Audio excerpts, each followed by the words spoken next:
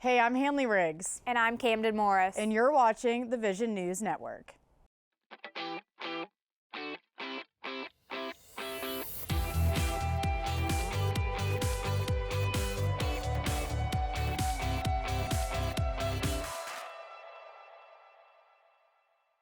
Welcome to the end of semester edition of VNN. Fall of 2022 has finally come to a close. First, we have a breaking story. Belmont has announced a change to its hiring practices. VNN's Gracie Anderson gives us this story. Beginning immediately, Belmont will allow the hiring of Jewish faculty starting in the colleges of medicine, law, and pharmacy. In an email announcing the change to faculty and staff, Provost David Gregory said that the policy is expected to take effect for the rest of campus at a later date. This change still does not allow for people outside of the religions of Christianity or Judaism to be hired as faculty. We talked to students and a professor to get their reactions to the change. Well, I am delighted to hear that we are including the possibility for persons who are not of Christian faith. I think that is good news and it's timely.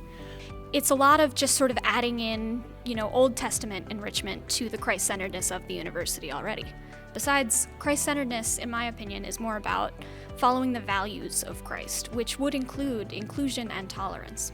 I think that Jewish faculty should have been in the question from the very beginning. I understand that it's a private Christian institution, but I also find it ironic that this is a school that prides itself on diversity and inclusion, and it's taken this long to have faculty members of other faiths.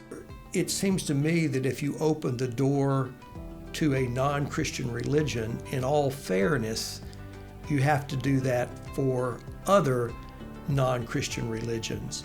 I feel like Belmont still has a lot of work to do as far as inclusion goes, but this is a small step in the right direction, and so it should still be celebrated, and we'll hopefully see more progress soon. For VNN, I'm Gracie Anderson. Thanks for watching. Thanks, Gracie. What an exciting way to close out this semester. Christmas has arrived at Belmont, which means the annual Christmas at Belmont show has wrapped. VNN's Jamie Hedberg looked at this year's production. Christmas time is here and Belmont is spreading holiday cheer through hosting its annual Christmas at Belmont show. Made up of various performances from the School of Music, the show is recorded and broadcasted on PBS every other year. And while the show isn't broadcast this year, it filled up the Fisher Center for the Performing Arts on Saturday and Sunday. We sadly can't play music from the show due to licensing, but we were able to talk to students about their experiences. It's really an honor because, talking even to my voice teacher who was a Belmont student and went through the same program and also had Christmas at Belmont, it's just something that is so long-standing, and realizing that I'm such a small part of a bigger whole is humbling and a great feeling to have. It also feels like I'm contributing to Belmont's legacy a little bit, and something that people look forward to and enjoy every year. I think there's a little less pressure on everybody because it's not being televised. I think a lot of people kind of get really nervous and really kind of in their own heads about the fact that this is going on television and it's like a big deal, and everybody at the school gets really hyped up that it's going to be on TV. I hope that they can see the overall sense of community within the music department, the cohesive nature between each groups and the overall department, and just a little bit of Christmas spirit and happiness in this time of year. It's a lot of fun. I actually have some family friends who have been watching Christmas at Belmont for years, and I didn't even know about it. And then I came to Belmont, and they saw me on TV, and they got all excited and gave me a call and said, "Hey, we saw you this year." So it's definitely fun to be involved in that. We're working on lots of really cool pieces, real jazzy stuff, and so it's definitely a different vibe than lots of orchestra concerts. I just hope people who come, get in the Christmas spirit. If you missed out on the show this year, you can catch the 2021 show on PBS. For VNN, I'm Jamie Hedberg. Happy holidays, Bruins! Thanks, Jamie. I can't wait for the Christmas celebration. In other news, Belmont professor Jeffery Ames debuted his original composition, Requiem for Color, this semester at the Fisher Center for Performing Arts. The performance included nearly 500 student instrumentalists and singers. VNN's Kat DeRocha gives us a deep dive into the premiere of Dr. Ames' show. Belmont's Oratorio, Chorus, and Orchestra performed Requiem for Color at the Fisher Center for the Performing Arts on November 5th and featured nearly 500 students.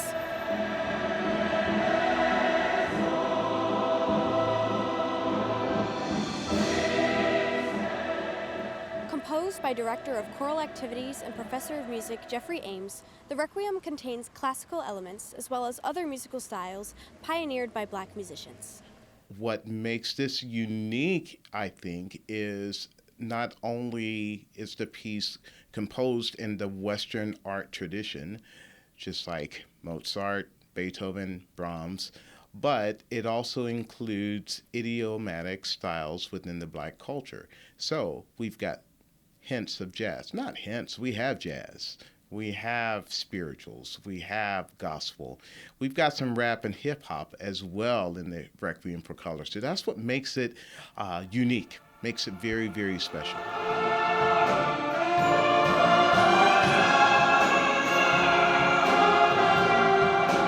I really wanted to begin in West Africa because that's where it began for Black Americans.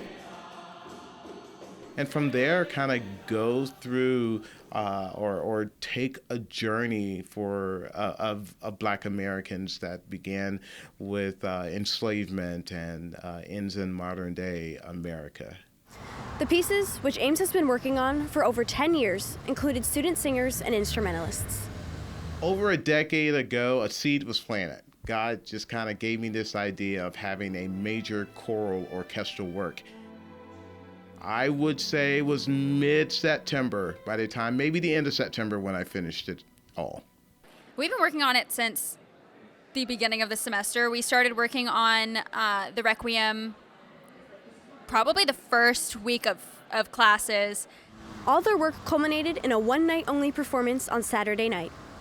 Saturday night was electrifying. That has been my word. It was a great atmosphere. I think everybody was really excited to do it, and the audience being so into it really just made everybody on stage so much more energetic, and I think it was really moving for me and a lot of other people.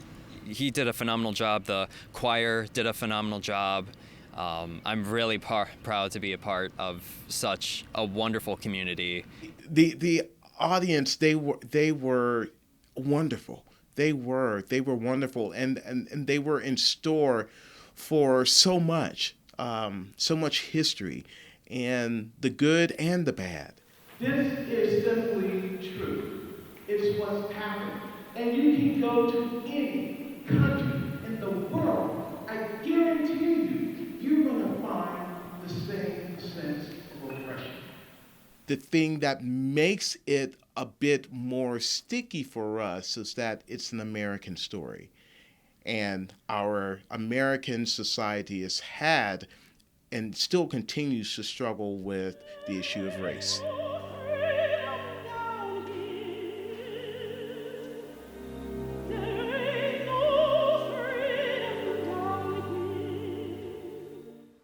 And for the student performers, this was a once-in-a-lifetime experience.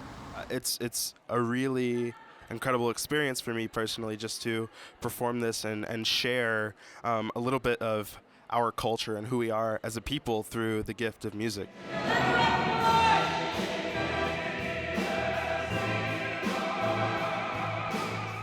I mean, Dr. Ames is incredible and a wonderful composer. So just being able to sing his music is a fantastic experience.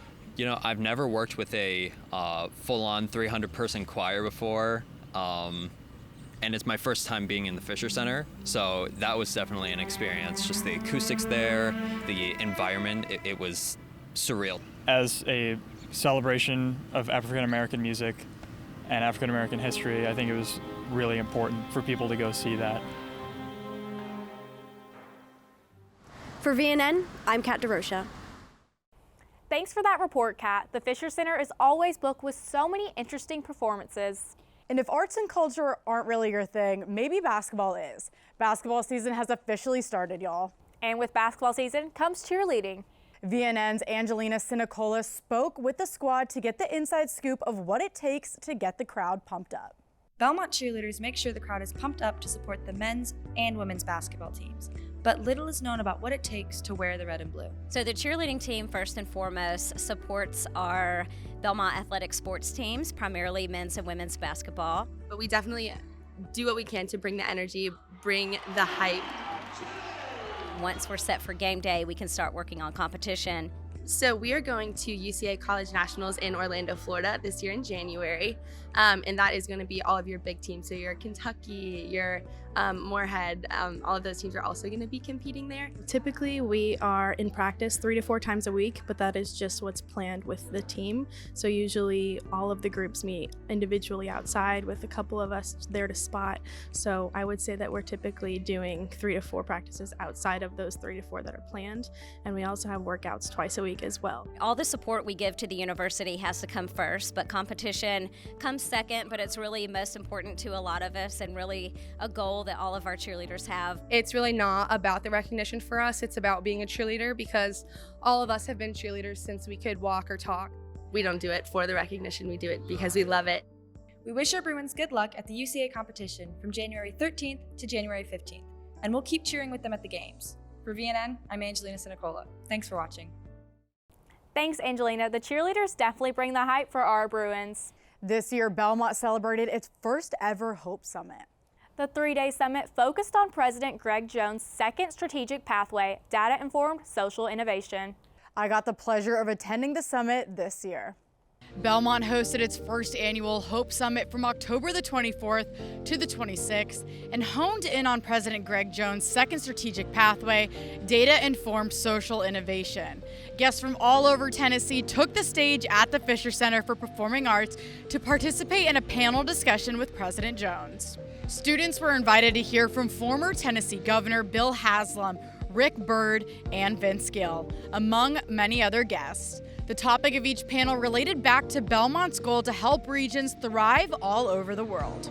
The combination of bringing in some people from outside to stimulate us, and then the joy-filled festivities yesterday were all just pretty remarkable. It was exhilarating from beginning to end. Belmont threw a midweek fall festival on the lawn, serving as peak of the Hope Summit. Classes were canceled for everyone to get out and enjoy the festivities. Students soared across the main lawn on zip line and explored campus by tractor on the hayride. Pumpkins abounded around the north lawn, along with fireside s'more roasting by the bell tower. At the end of the fall festival, Belmont welcomed kids from across the community onto campus for trick-or-treating. The festival ended where it began with a writer's round in the Fisher Center featuring Belmont alumni. You know, this year the focus was really around loving our neighbor well. Also, I think to encourage the community to come together, students, faculty, and staff, to create margin for creativity and to help nurture that sense of a day to dream and to take a deep breath in the middle of the semester. To learn more about the Hope Summit, read our full recap of the week over on the Belmont Vision website and gear up for the return of the Hope Summit next year. For VNN, I'm Hanley Riggs. Thanks for watching.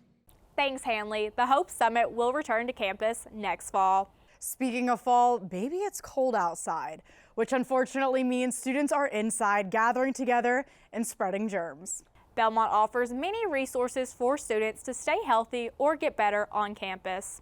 VNN's Angelina Sinicola highlights some of those resources with the director of Belmont Health Services. Health Services at Belmont offers almost everything, from flu shots to prescriptions, and help with that mid-semester case of strep throat. As cold weather approaches, Health Services is keeping its doors open to students to get through finals and into the holiday break. We have an on-campus clinic. If you have a prescription that you need filled either from one of our providers or from an outside provider, those can be filled at the Belmont Pharmacy, which is right next door to the clinic. We have had 2 large vaccine clinics for flu and COVID vaccines, and we will continue to do those This spring, the Gabhart Clinic is no longer open, so we are seeing all sick patients in our main clinic in the McWhorter building. But we have opened a new nurse clinic that's also in McWhorter, but it's in McWhorter 113, just across the lobby. And that is for people who are not sick, but just need something like an immunization or possibly a lab test that they have an order for already. From hand washing and sanitizer to wearing masks and staying home, students have different ways they can stay healthy on campus. Definitely hand washing is probably the #1 way that you can protect yourself from many different viruses, but definitely getting those vaccinations for flu and for COVID, and staying home when you're sick. I try not to get in people's personal space too much, and I use hand sanitizer and get outside some. Washing my hands for sure. Hand sanitizer when I can, you know what I'm saying? Maybe not going in like crowded areas like if I don't have to. I usually I take my allergy medicine a lot, and just like staying home when I do feel sick. Try to get outside as much as possible, eat healthy, stay hydrated, all that good stuff. For more information on how to schedule an appointment, head over to your My Belmont portal. For VNN, I'm Angelina Sinicola. Thank you for watching VNN's end of semester broadcast. I can't believe how quickly this fall has flown by. To conclude this broadcast, we leave you with an office concert featuring Belmont band Chasing Tonya. This fall has been a semester to remember, and as always, be sure to stay up to date with all the campus news over at belmontvision.com. Hey, this is Chasing Tonya. I'm Luke. That's Aaron. That's Ryan. That's James. This is a Belmont Vision office concert, and the song's called Morgan.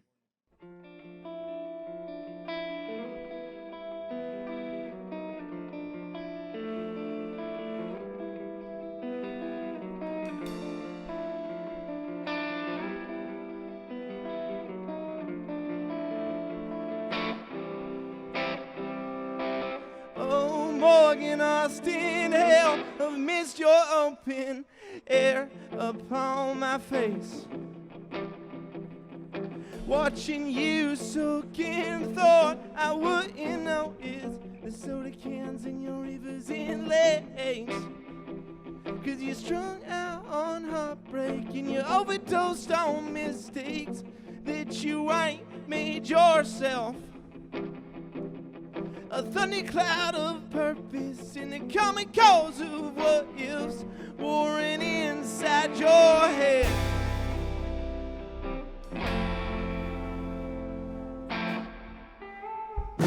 Met her in Rosita Fall without the freedom. She was cleaning out the keg. Told me her story, the sound and the fury. Her mother loved Faulkner in bed, and all that she could ask for was a safe space on the workforce in a peaceful, easy feeling.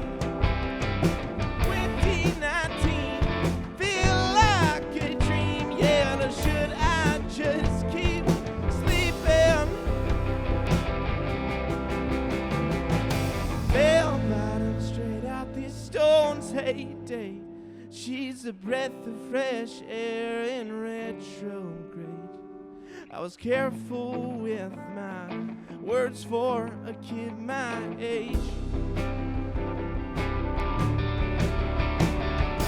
Sucking down Marlboro heads and Bud Light. She was looking for a reason to come alive. But it's hard to get a joke with no punchline.